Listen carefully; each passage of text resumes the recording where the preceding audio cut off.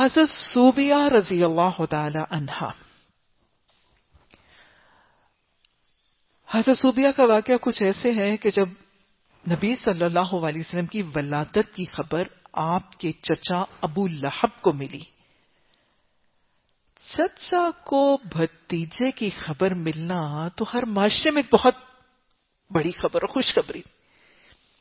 ابو لہب کو جب رسول اللہ صلی اللہ علیہ وسلم کی ولادت کی خبر ملی تو ابو لہب اتنا خوش ہوا تھا کہ اپنی لونڈی حضرت صوبیہ رضی اللہ تعالیٰ عنہ کو اس وقت فی الفور آزاد کر دیا تھا. گویا اس معاشرے میں بھی وہ معاشرہ جو اتنی اخلاقی طور پر گر چکا تھا اس کے اندر بھی خیر اور بھلائی کی پہچان تھی. اس معاشرے میں بھی خیر کے کام، غلاموں کو آزاد کرنے کو خیر کا کام تصور کیا جاتا تھا، اور بدترین مزاج اور بخیل ترین شخص کی فطرت کے اندر بھی ایک نیکی کا اور ایک خیر اور گڈنس کا تصور اور ورچیوز کا کانسیپٹ اللہ نے جب فرمایا ہے فَأَلْهَمَهَا فُجُورَهَا وَتَقْوَاهَا، ہر شریر سے شریر صفت شخص کے اندر بھی ایک بھلائی کا تصور موجود ہوتا ہے اور پہچان موجود ہوتی. اور پھر یہ دیکھیں کہ ابو لہب نے ولادت پہ تو اتنی خوشخبری، اور پھر جب اسی لاڈلے آنکھوں کے تارے اتنے پیارے بھتیجے نے جو مزید اب یتیم بھی ہو چکا تھا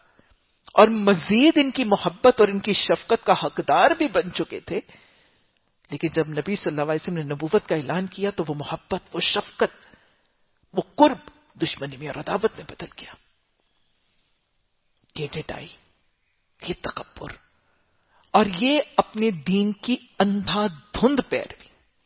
اور یہ تعصب اور یہ انانیت ہے جو بسا اوقات آنکھوں اور کانوں اور دلوں کا ڈانٹ بن جاتا ہے اور اتنے محبت والے رشتوں سے دوری کا ذریعہ بن جاتا. حضرت صوبیہ کو جب آزاد کروایا گیا تو ان کو اللہ سبحانہ تعالیٰ کی طرف سے وہ سعادت ملی کہ نبی صلی اللہ علیہ وسلم کے علاوہ حضرت حمزہ، حضرت عبداللہ بن جہش اور نبی صلی اللہ علیہ وسلم کے دوسرے پھوپھی زاد حضرت ابو سلمہ، گویا 4 لوگ، نبی صلی اللہ علیہ وسلم، آپ کے چچا حضرت حمزہ رضی اللہ تعالیٰ عنہ، آپ کے پھوپھی زاد حضرت عبداللہ بن جہش اور آپ کے پھوپھی زاد حضرت ابو سلمہ رضی اللہ تعالیٰ عنہ، ان 4 کو رضاعت کروانا اور دودھ پلانے کا شرف حضرت صوبیہ رضی اللہ تعالیٰ عنہ کو ملا. یہ تینوں نبی صلی اللہ علیہ وسلم کے رضائی بھائی بھی ہوئے. ہمیں یہ پتا چلتا ہے کہ رسول اللہ صلی اللہ علیہ وسلم نے ولادت کے بعد 7 دن ان کی والدہ نے دودھ پلایا اور پھر کچھ دن حضرت صوبیہ رضی اللہ تعالیٰ عنہ نے دودھ پلایا اور پھر اس کے بعد ان کو ان کی دائیہ حضرت سعدیہ حلیمہ کے پاس منتقل کر دیا گیا.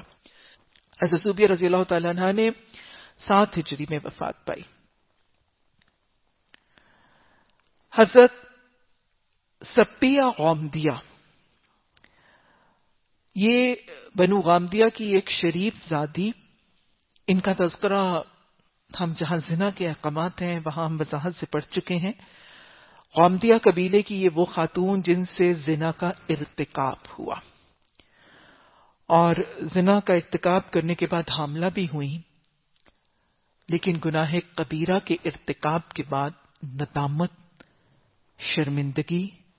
پشیمانی، یا ایھا الذین آمنوا توبوا الی اللہ جمیعا لعلکم تفلحون، توبہ کر لی، استغفار کر لی اور فلاح پا گئی. نبی صلی اللہ علیہ وسلم کی خدمت میں حاضر ہوئی. صحابہ کرام اور زندگی میں ہمیں پتہ چلتا ہے کہ جب کوئی شخص زنا کا ارتکاب کرتا اور پھر آ کے اعتراف خطا، 4 دفعہ اعتراف خطا لازم ہوتا، 4 گواہوں کی جگہ 4 دفعہ اعتراف خطا لازم ہوتا تو اس پر حد جاری ہوتی. معاذ بن مالک کا واقعہ ہم سن چکے، لیکن انہوں نے جب آ کے تذکرہ کیا کہ مجھ سے زنا کا ارتکاب ہوا، میں اس گناہ کی وجہ سے حاملہ بھی ہو چکی ہوں، تو آپ صلی اللہ علیہ وسلم نے نہ مزید تحقیق، نہ مزید تصدیق اور نہ ہی 4 دفعہ اعتراف کا معاملہ طلب کیا گیا. آپ صلی اللہ علیہ وسلم نے حکم دیا کہ جاؤ حمل وضع ہوگا تو پھر آنا. خاتون وضع حمل کے بعد اپنا نوزائیدہ بچہ لے کر، شیرخوار بچہ لے کر حد جاری کرنے کا مطالبہ کرتی ہوئی حاضر ہوئی. یہ توبہ تھی، یہ استغفار تھی، یہ ندامت تھی، اور یہ دنیاوی سزا کو اپنا کفارہ بنا کے اخروی ابدی سزا سے بچنے کا طریقہ تھا، یہ فکر آخرت تھی۔ وَلِمَنْ خَافَ مَقَامَ رَبِّهِ جَنَّتَانِ، جس کو یہ خوف آ جائے کہ میں رب کے سامنے کیسے کھڑی ہوں گی، اس کے لیے دنیا کی بڑی سے بڑی سزا ہلکی ہو جاتی ہے۔ جس کو آخرت کا احساس ہو جائے، جس کو جہنم کی ہمیشگی کا ہم فیہا خالدون کا احساس ہو جائے، اس کو دنیا کی بڑی سے بڑی سزا ہلکی ہو جاتی ہے۔ یہ وہ صحابہ اور یہ وہ صحابیات تھے جن کو فکر آخرت، ایمان بالآخرہ، یوقنون کی کیفیت تھی آخرت میں۔ ان کو جہنم میں جلائے جانے کا یقین اور معاملہ ایسا ہی تھا جیسے آگ میں ہاتھ ڈالا جائے اور بھون دیا۔ اتنا بڑا کبیرہ گناہ کرنے کے بعد جب اللہ کے حضور کھڑے ہونے، جہنم کی آگ میں بھونے جانے اور جلا کر راکھ کیے جانے کا فکر آیا تو رجم جیسی سزا ہلکی لگنے لگی، بلکہ بار بار مطالبہ کر رہی ہیں، یا رسول اللہ صلی اللہ علیہ وسلم مجھ پر حد جاری کریں۔ یہ وہ لوگ تھے جن کو اس بات کی امید تھی کہ دنیا کی سزا، لیکن جس کو یہ بات یاد نہ ہو، ہم دیکھتے ہیں کہ حیات طیبہ میں ایک خاتون نے جب زنا کا ارتکاب کیا تھا اور بار بار شوہر کی قسمیں کھا لینے کے بعد جب صحابہ اکرام بار بار کہہ رہے تھے اللہ کی بندی یہ یاد رکھ دنیا کی سزا آخرت کی سزا کے معاملے میں بہت ہلکی ہے، تو قسم کھا گئی تھی، جھوٹی قسم کھا گئی تھی، نہ خود رسوا ہوگی نہ اپنے ماں باپ کو رسوا کرو گی لعن کے بعد۔ لیکن جس کو فکر آخرت غالب ہو، حضرت سدیہ حامدیہ نے آ کے نبی صلی اللہ علیہ وسلم کے سامنے اعتراف کیا، اپنے حمل کا انتظار، پھر حمل کے بعد وہ نوزائیدہ بچے کو، شیرخوار بچے کو آپ نے کہا کہ اپنی رضاعت کو مکمل کرو، اور پھر رضاعت مکمل ہونے کے بعد پھر بچہ گود میں لے کر ہاتھ میں روٹی کا ٹکڑا گواہی اور سند کے طور پر چاہتی تھی کسی طرح دنیا کی سزا مل جائے۔ یاد رکھیے گا دنیا کی سزا بھی اس شخص کے لیے کفارہ بنے گی، واللہ عالم بالصواب، ہم کچھ نہیں کہہ سکتے، لیکن قرآن اور حدیث سے جو پتہ چلتا ہے ایک شخص قتل کرتا ہے لیکن پھانسی کے پھندے پر چڑھا دیا جاتا ہے، ڈیتھ سینٹنس دے دیا جاتا ہے، لیکن ندامت نہیں، توبہ نہیں، استغفار نہیں، پشیمانی نہیں، تو شاید عین مطابق ہے کہ اس کا سولی پر اور پھانسی پر چڑھائے دینا جانا اس کے قتل کے گناہ کا کفارہ نہ بنے۔ لیکن ایک وہ شخص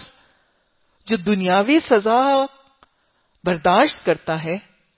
اور ندامت اور پشیمانی اور توبہ اور استغفار کے ساتھ کرتا ہے، اس کی وہ سزا انشاءاللہ اس کے گناہوں کا کفارہ بن جائے گی۔ کیونکہ ہمیں پتہ چلتا ہے کہ جب حضرت زبیبہ غامدیہ کے اوپر وہ حد رجم جاری کی گئی، اور یہی وہ واقعات ہیں جس سے شادی شدہ مرد اور عورت کے لیے رجم، سٹوننگ ٹو ڈیتھ، پتھر مار کے ہلاک کرنے کی سزا کا جواز فراہم ہوتا ہے۔ کیونکہ یہ آیت اب قرآن میں موجود نہیں ہے، اس کو حفظ رسول صلی اللہ علیہ وسلم سے محو کر دیا گیا تھا،